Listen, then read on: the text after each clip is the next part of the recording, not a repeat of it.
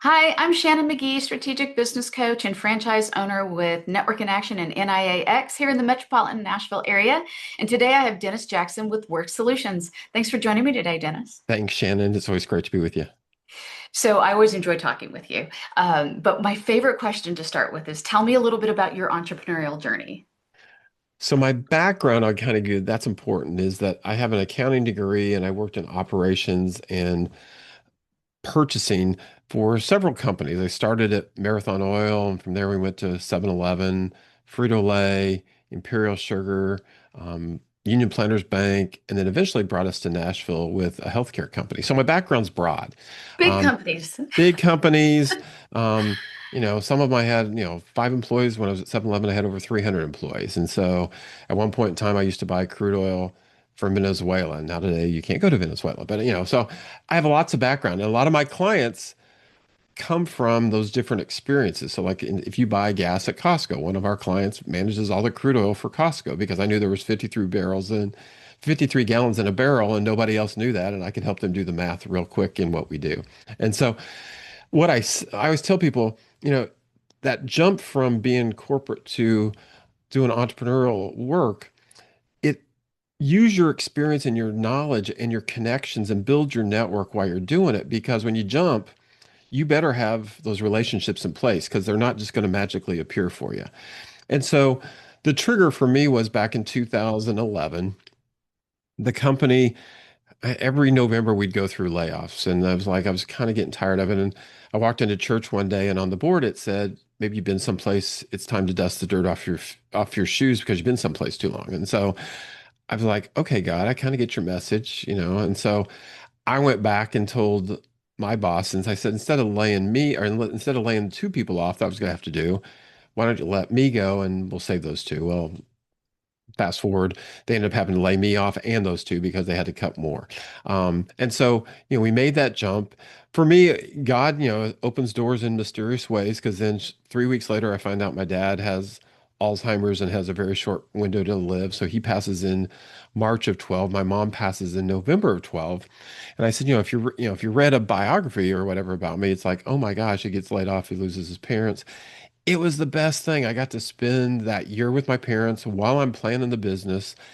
And then I inherited some money that gave me that safety net because if you're going to start a business, no matter what your plan says, that first 2 or 3 years, you're not going to make enough money to survive. It takes that third year before it really starts happening because there's unexpected expenses, there's revenue that doesn't happen, there's COVID that potentially comes along, there's all these things that you can't control and that you're not ready for in that first year or two. And so I had that safety net, and that's how I got going.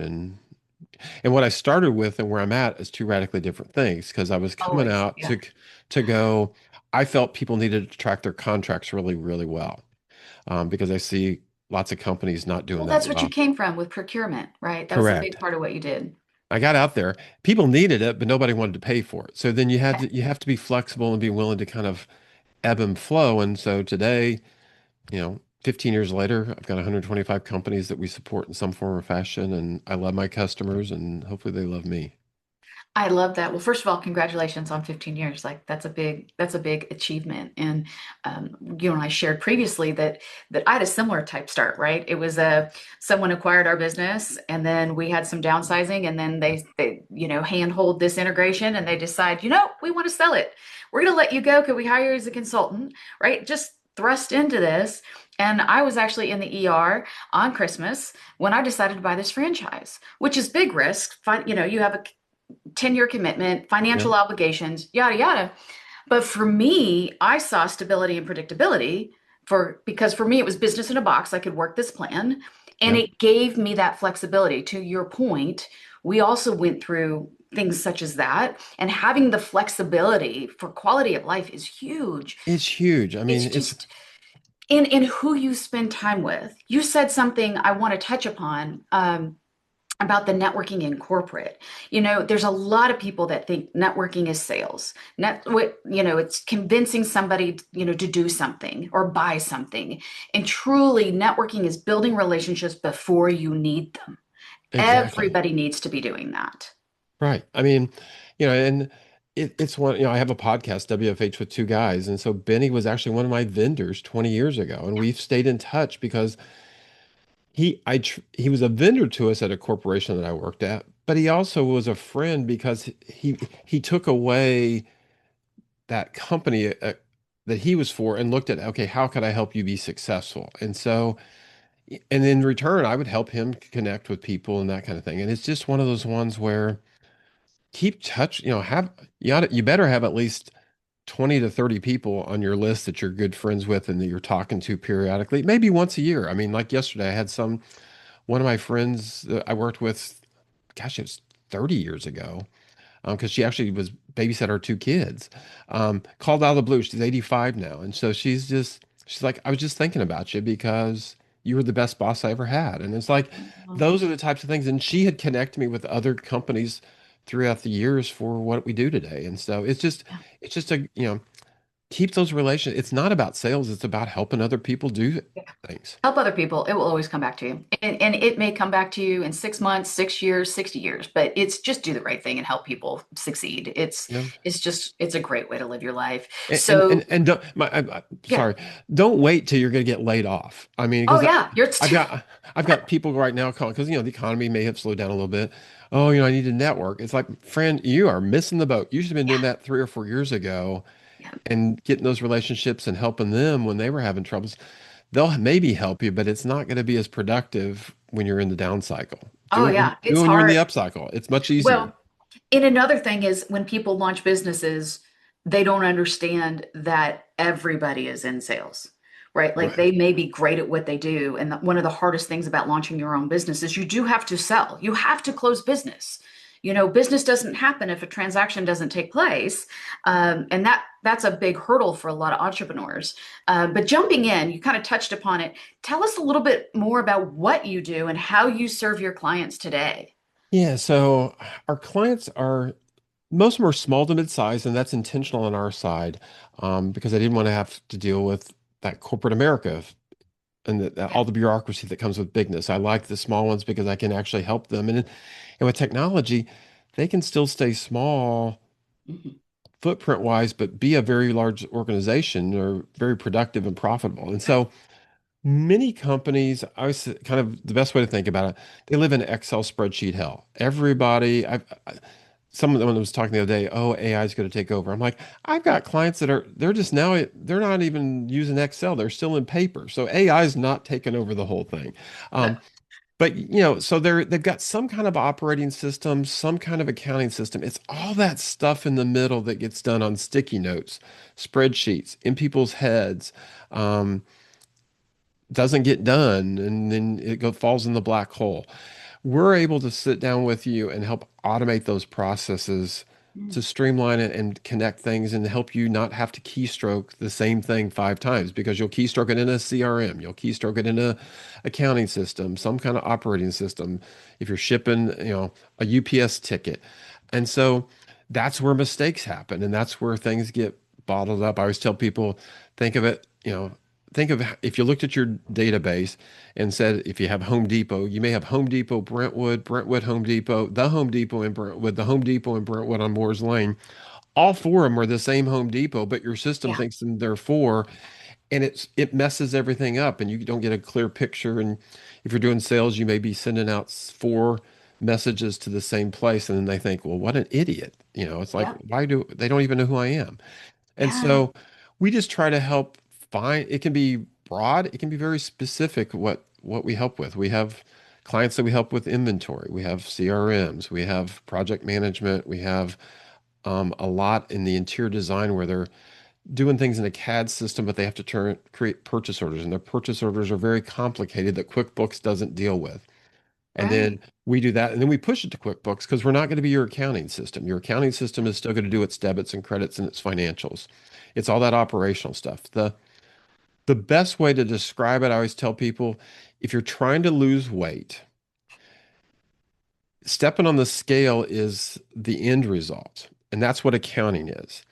I'm Yes. the person before that's the coach that helps you eat properly and exercise properly. So if it's operations, it's looking at, what's your inventory, what's happening, what's coming in, what's not coming in, so that at the end of the month, you know what your financials are going to say because you know these KPIs are set and this analytics are there telling you ahead of time. You're not waiting till the end of the month and then some cases 30, 60 days later, and at that point you've fallen off the cliff. Yeah.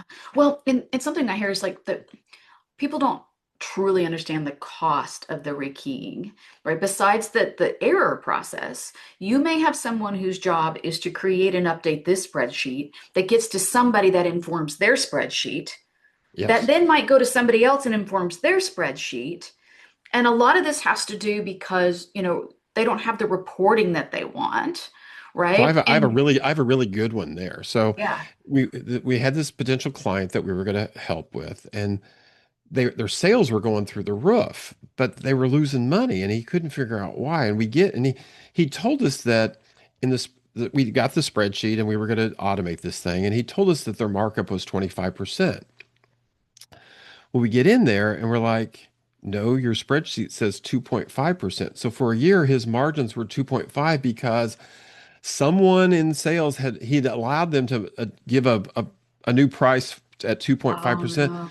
and nobody ever changed the spreadsheet back. And so they were winning every bid that went out because they were lowballing everybody, but they were getting killed because their costs were higher than the margin. So on Wow. our side, we can have it where it has the 25%. If someone changes it, it begins to notify people, and it color codes it, and it notifies the right players. And so, and he ended up finding that he had a salesperson that was doing it intentionally. And so this caught the salesperson not to be lowballing, and it was a coaching Yeah. opportunity. And so Yeah. those are real world experiences that I guarantee you happen more frequently than you realize. Very frequently. The last thing I want to bring up is I know in the past we talked about, some people may have an industry software they have to use, and they may have this other tool that they have to use, but they don't talk to each other, or they don't like the reporting, or the reporting doesn't make sense. Um, Tell us a little bit more about that because you've told me that you can help people with these different systems Right. be able to pull the information they need in a way they want to see it. Right. So we have many companies that, to your point, they've got this core piece that does 80% of what they need to do, but there's 20% that they're either can't do it or they're having to have someone spend a lot of time crunching it. We can extract that data, and then massage it, do the magic, and then create those reports and push it and pull it to wherever they want it to go. Mhm. The big piece too is it frees your people up because a lot of times you end up hiring a person just to do grunt work, and that person is much more qualified for other things than the Yeah. grunt work. Yeah. And so by freeing them up, you actually give your employees kind of a lift to say, hey, I really value you, and now use your brain for other things than sitting there keystroking the same data from other points to make it come to Absolutely. life. Absolutely. Well, Dennis, I know you and I could talk for a while because I love your passion for helping others and businesses, and also the fact you and I are so aligned on the way that networking and relationships with intention, right? Not just networking for the sake of networking. You're networking with intention to help others. If someone wanted to get a hold of you, Dennis, what's the best way to reach you? Best way is probably email. So it's Dennis J, so DENNISJ at worksolution.com. And that's WORX solution.com. There's no S at the end, so we only provide one solution because here's another entrepreneurial thing. When I started the business, that S at the end was $2,500 that I didn't have. So, Yeah, so it's worksolution.com. that works. That works. You have one solution that's customized for every client. Exactly. I love that. Well, thanks for joining me today, Dennis. Thank you.